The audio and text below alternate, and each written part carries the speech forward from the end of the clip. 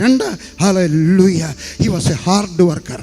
എന്താ പറഞ്ഞത്? യേശു ക്രിസ്തു നിങ്ങളങ്ങോട്ട് ചെല്ലുന്ന സമയത്ത് ഒരു കുടം വെള്ളവും കൊണ്ടുവരുന്നു. ഞാൻ കുടമൊക്കെ കൊണ്ടുവരണമെന്ന് വിചാരിച്ചു കേട്ടോ. പിന്നെ അത് വിചാരിച്ചു ശരിയാകത്തില്ല, എനിക്ക് ഇങ്ങനെ ഡെമോൺസ്ട്രേഷൻ ചെയ്യുന്നത് വലിയ ഇഷ്ടമാണ്. ഒരു കുടം വെള്ളവും കൊണ്ട് ചുമന്നുകൊണ്ട് വരും.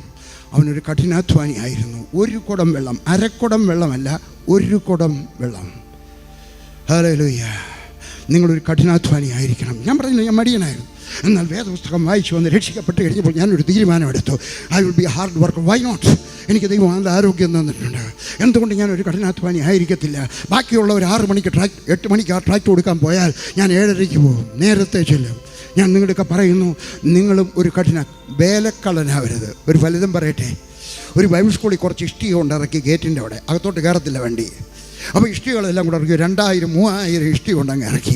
അടുത്ത ദിവസം അവിടുത്തെ പ്രിൻസിപ്പൽ വന്നു വെച്ച് പറഞ്ഞു, പിള്ളേരെല്ലാം കൂടി ഇങ്ങോട്ട് വന്നേ, ഇവിടെ കിടക്കുന്ന ഇഷ്ടികയെല്ലാം കൂടെ നിങ്ങൾ 6 ഇഷ്ടിക 4 ഇഷ്ടിക വീതം എടുത്തുകൊണ്ട് വന്നിട്ട് താണ്ട് അവിടെ കൊണ്ടുവരണം. അവിടെ മേശിരിമാർ പണിയാണ്.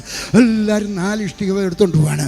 ഒരുത്തൻ മാത്രം 2 ഇഷ്ടിക എടുത്തുകൊണ്ട് പോകുന്നു. അവനെ വിളിച്ചു വെച്ച് ചോദിച്ചു, എടാ ജോർജ് കുട്ടി, എന്തോ എല്ലാവരും 4 ഇഷ്ടിക എടുക്കുമ്പോൾ നീ മാത്രം എന്താ 2 ഇഷ്ടിക എടുക്കുന്നത്? അതേ, അവന്മാർ മടിയന്മാരെ 2 പ്രാവശ്യം നടക്കാൻ വയ്യ, അതുകൊണ്ടാണ് അവർ 4 എടുക്കുന്നത്. എനിക്ക് മടി. നിങ്ങളൊരു കഠിനാധ്വാനി ആയിരിക്കണം. പറഞ്ഞു, ഒരു കുടം വെള്ളം എടുത്തുകൊണ്ട് പോകണം. ഹല്ലേലൂയ.